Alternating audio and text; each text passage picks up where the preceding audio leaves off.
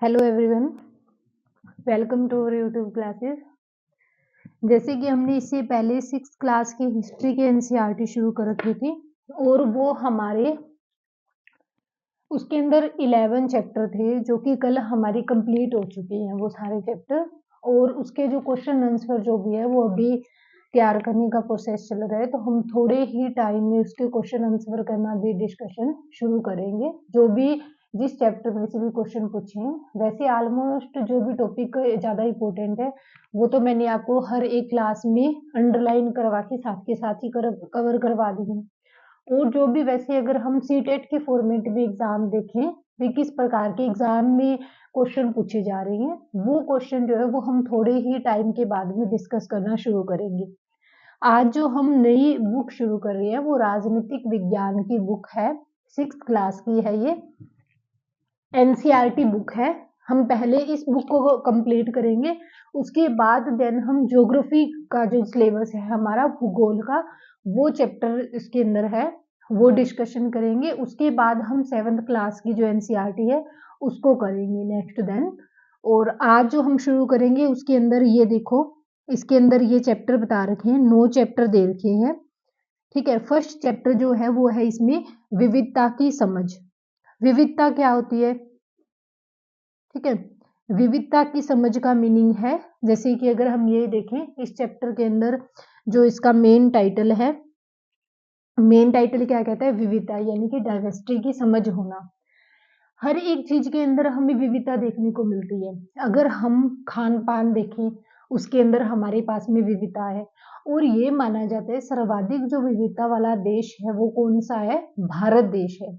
क्योंकि भारत के अंदर अगर हम मैप देखें तो भारत के मैप को अगर हम इस तरह से, कोई भी मैप है उसको ऐसे डिवाइड किया जाता है। ऊपर का जो टॉपिक होता है वो नॉर्थ का है, नीचे साउथ है, इधर ईस्ट के, और इधर क्या आ जाता है? वेस्ट का, और ये मिडल है। मतलब जो इंडिया के अंदर इतने सारे कल्चर देखने को मिलते हैं। जब हम दक्षिण भारत के राज्यों में जाएंगे तो वहां पर हमें अलग खान पान, अलग पहरावा, अलग रीति रिवाज, अलग घरों की जो स्थापत्य कला है, मंदिर संरचना है, हर एक चीज, भाषा अलग देखने को मिलती है। अगर हम north east part of India के अंदर जाएंगे तो वहां पर भी हमें उनकी भाषा, कल्चर, खान पान, रीति रिवाज, मंदिर, उनके घर, उनकी स्थापत्य कला, हर एक चीज अलग है। इसी प्रकार से उत्तर भारत के अंदर है, इसी प्रकार से पश्चिम भारत के अंदर है, और इसी प्रकार से मध्य भारत के अंदर है। यानी कि जो भारत है वो पूरे विश्व के अंदर सर्वाधिक विविधता वाले देशों में से एक है। हमारे यहाँ फसलों के अंदर भी विविधताएं देखने को मिलती है, और हर एक चीज के अंदर जो मैंने पहले आपको बताई है हमें मतलब डाइवर्सिटी देखने को मिलती है। तो यही इस चैप्टर में बताया गया है कि उन विविधताओं की हमें समझ होनी चाहिए। बच्चों को स्टार्टिंग से ही उन विविधताओं के बारे में बता देना चाहिए कि आगे चलकर उन्हें क्या क्या चीजें देखनी पड़ेगी, क्या कैसे वो मतलब संसार के अंदर रहेंगे, कैसे वो देश के अंदर रहेंगे। यानी कि उन्हें अपने देश के बारे में हर एक चीज पता होनी चाहिए, इसीलिए इस प्रकार के चैप्टर दिए गए हैं। अब फर्स्ट इसके अंदर ये ना एक स्टोरी दी गई है, तो स्टोरी को हमारे सीटेट एग्जाम के लिए पढ़ना कोई कंपलसेट नहीं है। तो ऐसी स्टोरियों को हम पढ़ के क्लास के अंदर टाइम वेस्ट नहीं करेंगे। जो इम्पोर्टेंट है हम उसी टॉपिक को टारगेट करेंगे जो हमारे क्वेश्चन के पॉइंट ऑफ व्यू से ज्यादा इम्पोर्टेंट है, जिससे क्वेश्चन पूछे जाने की संभावना है। तो ये इस प्रकार की स्टोरियों से कोई क्वेश्चन नहीं आते हैं। ये इसके अंदर क्या है, समीर और समीर मतलब अलग अलग दो समीर हैं, उनकी कोई ये कहानी बता रखी है, बस एक छोटी सी कहानी है, ये भी नहीं करना है। हाँ, यहाँ से हमारा टॉपिक शुरू होएगा। इसमें क्या बताया? भारत में विविधता, यानी कि भारत के अंदर हमें किस किस प्रकार की विविधताएं देखने को मिलती है। यहाँ से जो क्वेश्चन है ये पूछा भी गया है, तो इसको थोड़ा ध्यान से देख लेना। ये वाला जो चैप्टर है कि भारत के अंदर विविधताएं, इसमें देखो क्या है, भारत विविधताओं का देश है, हम भिन्न भिन्न भाषाएं बोलते हैं। अब ये बताएगा इसके अंदर कि किस प्रकार की हमें डाइवर्सिटी देखने को मिलती है इंडिया में। तो पहला तो ये कहता है हम अलग अलग प्रकार की भाषाएं बोलते हैं। भिन्न भिन्न प्रकार का हम क्या खाते हैं? खाना खाते हैं। अलग अलग प्रकार के हम त्योहार जो है उनको सेलिब्रेट करते हैं। अलग अलग प्रकार के धर्मों का पालन कर रहे हैं। वास्तव में अगर हम गहराई से सोचें तो हम एक ही तरह से क्या है, मतलब चीज तो एक ही है, लेकिन उसको फॉलो करना, उसको अपनाए जाने, ये सारे तरीके क्या है, अलग अलग है। तो इन्हीं तरीकों के बारे में इसमें बताया है। हर एक चीज को हम, अब त्योहार है हमारे यहाँ भी, दिवाली का त्योहार है या किसी और जगह पे है, लेकिन वो सेम चीज तो वही है। जैसे हिंदू के अंदर दिवाली अलग है, वो जो पंजाबी सिख होते हैं उनके अंदर दिवाली का त्योहार अलग है, लेकिन उनका मेन मोटिव तो एक ही है। उसको मनाने का, सेलिब्रेट करने का सिर्फ एक तरीका अलग अलग है, उनके नाम अलग अलग है, धर्म अलग अलग है, लेकिन उनका जो पीछे का मेन पर्पज है वो एक ही है, सेम ही है। यानी कि एक ही चीज को अलग अलग तरह से हम मना रहे हैं। सिर्फ हम विविधता को कैसे समझे, यानी कि जो विविधता है उसकी समझ हमें कैसी होनी चाहिए। करीब 200-225 साल पहले जब रेल, हवाई जहाज, बस और कार हमारे जीवन का हिस्सा नहीं थे, तब भी हम लोग संसार के एक भाग से दूसरे भाग की यात्रा करते थे।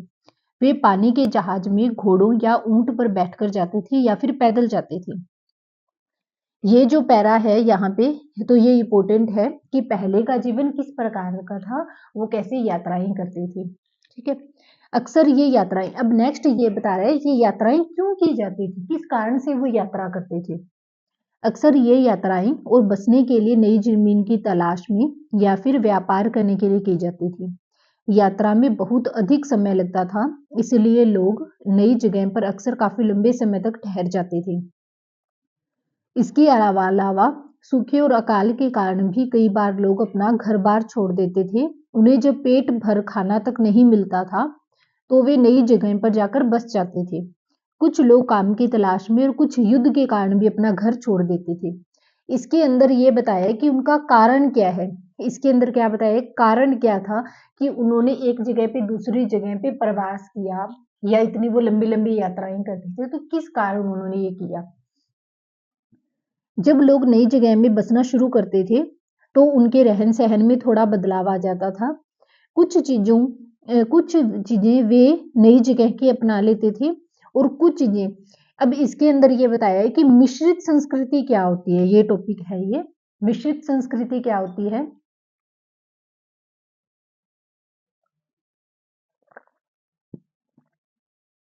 जो लोग होते थे, जो वो यात्रा करते थे, वो यात्रा करके किसी और जगह पे चले जाते थे। जिस स्थान पर वो जाके, जैसे कोई व्यक्ति है, वो ए स्थान से चला है, ये उसका मूल निवास स्थान है, वो इस स्थान से जागता है और किसी बी नामक दूसरे स्थान पर चला जाता है। ये बी नामक स्थान वो है जिस स्थान को उसने 20 दिन की यात्रा करके वो दूसरे स्थान पर जहां वो पहुंच जाए, ये बी स्थान वो है। तो कुछ चीजें तो वो अपने साथ पहले से ही लेके आया था, उसके संस्कार थे, उसकी भाषा है, उसका पहनावा है, उनके रीति रिवाज है, वो तो अपने साथ लेके जा रहे। लेकिन वो यहाँ पर जब आकर रहा इन बी वाले लोगों के साथ में, तो उसने यहाँ पर आकर भी क्या, अब वो ए और बी इकट्ठे रह रहे हैं, यानी कि जो वो यहाँ बी वाले लोगों के साथ में आकर रहा तो उसने देखा कि बी वाले लोग जो है वो इस प्रकार का कोई त्योहार बनाते हैं, इस प्रकार की भाषा बोलते हैं, इस त्योहार के लिए वो इस प्रकार के वस्त्र पहनते हैं। तो उसने उनकी संस्कृति में ढलने के लिए उनकी चीजों को अपनाना शुरू कर दिया। यानी कि जो ए वाला बंदा था उसने ए की संस्कृति के साथ साथ में बी की संस्कृति को भी फॉलो किया, तो वो एक इसका मीडियम बन गया, मिश्रित संस्कृति का एक माध्यम बन गया।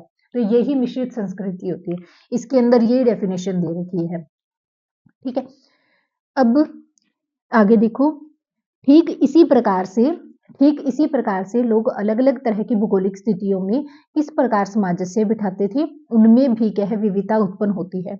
उदाहरण के लिए समुद्र के पास रहने वाले और पहाड़ी इलाकों में रहने वालों में बड़ा फर्क है। न केवल वहां के लोगों के कपड़ों में और खान पान की आदतों में फर्क होगा, बल्कि जिस तरह का वे काम करते हैं वे भी अलग होते हैं। शहरों में अक्सर लोग यह भूल जाते हैं कि उनका जीवन उनके भौतिक वातावरण से, शहरों के अंदर जो लोग हैं वो ये भूल जाते हैं, शहरों के अंदर जो लोग हैं वो ये भूल जाते हैं कि उनका जीवन उनके भौतिक वातावरण से किस तरह से गहराई से जुड़ा हुआ है। ऐसा इसलिए है कि शहरों में लोग विरले ही अपनी सब्जी या अनाज उगाते हैं, वे इन चीजों के लिए बाजार पर निर्भर रहते हैं। और इसके अंदर एक जो स्टोरी दे रखी है, अब स्टोरी दी है, इस स्टोरी के अंदर एक लद्दाख का वर्णन किया है और दूसरा स्टेट है केरल। इन दोनों की वहां पर सांस्कृतिक विविधताएं किस प्रकार की हैं इसका वर्णन किया गया है इस चैप्टर के अंदर, इस पॉइंट के अंदर। ये जो है ये इसके अंदर मोस्ट इम्पोर्टेंट है। ठीक है, किसका वर्णन किया गया है इसके अंदर? तो इसके अंदर जो वर्णन किया गया है वो लद्दाख का वर्णन है। पहले हम बताते हैं लद्दाख की। पहले हम जो टॉपिक करेंगे वो लद्दाख के बारे में, और ये सीटेट एग्जाम के लिए very very very most important topic है। देखो, जम्मू और कश्मीर कौन से इलाके के अंदर, जो टॉपिक मैं बता रही हूँ वो अंडरलाइन करते जाना। जम्मू और कश्मीर कहाँ पे? जम्मू और कश्मीर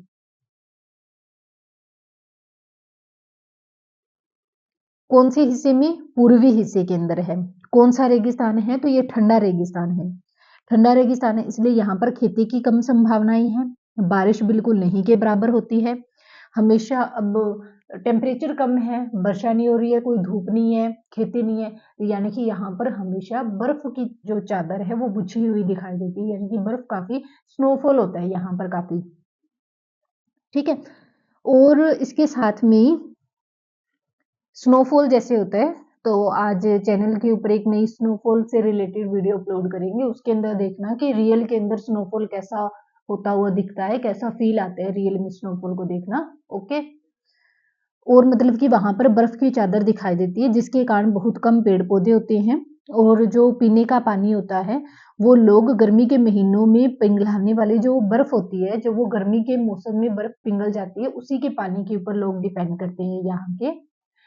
कुल मिलाकर यहाँ पर अगर हम क्या है बायोडाइवर्सिटी की बात करें तो वो बायोडाइवर्सिटी बिल्कुल ही मतलब कम के बराबर है, ज्यादा नहीं है।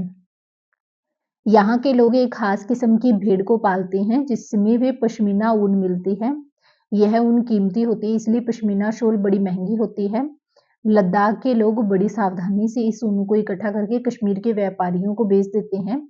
कश्मीर में ही पश्मीना शॉलें बुनी जाती हैं। यहाँ के लोग दूध से बने पदार्थ जैसे कि मक्खन, चीज और मांस खाते हैं। हर एक परिवार के पास में कुछ गायें, बकरी और याक है। रेगिस्तान होने का मतलब ये नहीं है कि यहाँ पर कोई लोग आता नहीं है या इनका बाहरी दुनिया के साथ में कोई क्या है मतलब कोई भी किसी प्रकार का इनका मतलब कोई आकर्षण या रिलेशन नहीं है। तो यहाँ पर काफी जो बाहर के व्यापारी थे वो काफी आते हैं ठंडा रेगिस्तान होने के बावजूद भी। लद्दाख तो व्यापार के लिए एक अच्छा रास्ता माना जाता है क्योंकि कई घाटियां हैं जिनसे गुजर कर वो मध्य एशिया के अंदर मध्य एशिया जाते थे। तो वो देश कहाँ, वो व्यापारी कहाँ से जाते हैं? वो लद्दाख होकर ही मध्य एशिया जाते हैं, जिसे आज हम तिब्बत बोलते हैं। ये काफिले अपने साथ में मसाले, कच्चा रेशम, दरिया आदि लेकर चलते हैं। लद्दाख के रास्ते ही बौद्ध धर्म तिब्बत पहुंचा। लद्दाख को छोटा तिब्बत भी कहा जाता है। करीब 400 साल पहले यहाँ पर लोगों का इस्लाम धर्म से परिचय हुआ था और अब यहाँ अच्छी खासी संख्या में मुसलमान रहते हैं। लद्दाख में गानों और कविताओं का बहुत ही समृद्ध मौखिक संग्रह है। तिब्बत का ग्रंथ केसर सागा लद्दाख में काफी प्रचलित है।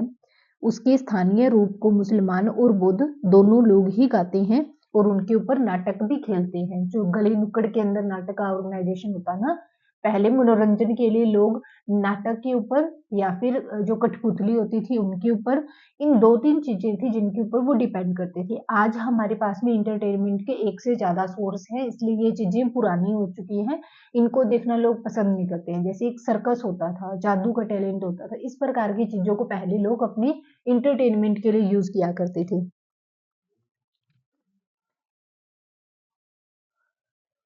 आगे नेक्स्ट देखो इसके अंदर क्या बताया। हाँ, आगे जो नेक्स्ट ये पूरा का पूरा जो टॉपिक जिसमें ये लद्दाख की जो कहानी दी गई है ये पूरा टॉपिक इंपॉर्टेंट है, एक भी लाइन को इसमें छोड़ना नहीं है, हर एक लाइन को देखना है। क्वेश्चन बनता है, हर एक लाइन से क्वेश्चन बनता है, एक भी कोई भी वर्ड है उस वर्ड से भी क्वेश्चन पूछा जा सकता है। अगर मैं आपको एग्जाम्पल के लिए बताऊं तो ये पूछ ले कि केसर सागा क्या है, तो लद्दाख के अंदर जो केसर सागा है ये तिब्बत का एक ग्रंथ है जो कि लद्दाख के अंदर काफी फेमस है। और एक जैसे क्वेश्चन पूछा जा सकता है, इनके पास में साहित्य है तो इनका साहित्य जो है काफी अच्छा लिखा हुआ था, इनके साहित्य की भाषा काफी अच्छी है। ये कथन दे दिया एक। और दूसरा कथन अगर अब बता दें कि इनके जो साहित्य की भाषा है वो प्राचीन टाइम की एक भाषा, खड़ी साहित्य, खड़ी बोली का इस्तेमाल किया गया। तो क्या ये दोनों कथन सही है? तो ये दोनों ही कथन गलत है, क्योंकि इनका जो साहित्य था वो मौखिक संग्रहालय के अंदर है। मौखिक रूप में उनको बताया गया, लिखित के अंदर उनके कोई साक्ष्य नहीं है। इस बात का कोई भी इस बात में डिस्कस नहीं किया गया। जिसे हमने देखा था कि उनका साहित्य क्या है, मौखिक साहित्य है, मौखिक संग्रह है उनके पास में। इस प्रकार की चीजों को लेकर ही एक वर्ड से आपका क्वेश्चन, अगर उस वर्ड के बारे में आपको पता है तो आपका क्वेश्चन सही होगा। उस वर्ड के बारे में आपको नॉलेज नहीं है तो वो आपका पूरा क्वेश्चन ही गलत हो जाएगा। इसलिए इस पूरे टॉपिक को कोई भी लाइन मिस नहीं करनी है। Very very very most important topic है ये वाला। और आगे जो हम केरल का डिस्कस करेंगे कल, दोनों ही बहुत मोस्ट इम्पोर्टेंट है इस चैप्टर के अंदर ही। बाकी जो हमारा नेक्स्ट है टॉपिक, हाँ ये देख लेना, पश्मीना शाल कहाँ पर बुनी जाती है? कश्मीर के अंदर बुनी जाती है। और लद्दाख के लोग पश्मीना बकरी जो है उससे लेते हैं पश्मीना ऊन को, और वो कश्मीर के व्यापारियों को बेच देते हैं, और कश्मीर वाले ही उस शॉल को बुनते हैं। उसकी अच्छी खासी कीमत मिलती है। ठीक, कल हम ये केरल वाला जो टॉपिक है वो कल हमारी नेक्स्ट जो क्लास होगी उसके अंदर डिस्कस करेंगे। Okay, thank you. बने रहिए हमारे चैनल के ऊपर, ज़्यादा से ज़्यादा वीडियो को सपोर्ट करें, वीडियो को शेयर करें, ताकि जो भी आपके दोस्त आपके साथ में तैयारी कर रहे हैं सीटेट की, वो भी एक बढ़िया तैयारी कर सकें। और चैनल को सब्सक्राइब करें, बेल आइकन को प्रेस करें, ताकि जो भी नई क्लास अपलोड की जा रही है उसका नोटिफिकेशन सबसे पहले आपको मिले। Okay, thank you.